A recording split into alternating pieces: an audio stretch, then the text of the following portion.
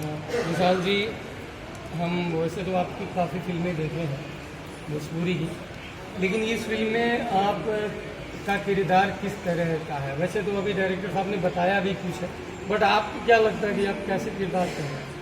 सबसे पहले तो मैं नमस्ते करता हूँ जो भी हमारी ऑडियंस है जो इस चैनल के माध्यम से मुझे देख रहे हैं। एंड इस अगर कैरेक्टर के बारे में बात करेंगे तो अभी तो आज फर्स्ट डे है। फर्स्ट डे इट मीन्स ये है कि आज मुहूर्त किया, हमने पूजा किया है, कल से शूटिंग शुरू करेंगे और शूटिंग शुरू होने से पहले ही सब चीज़ें कैरेक्टर रिवील कर देंगे, कहानी रिवील कर देंगे, तो आगे के लिए क्या बचेगा आपको?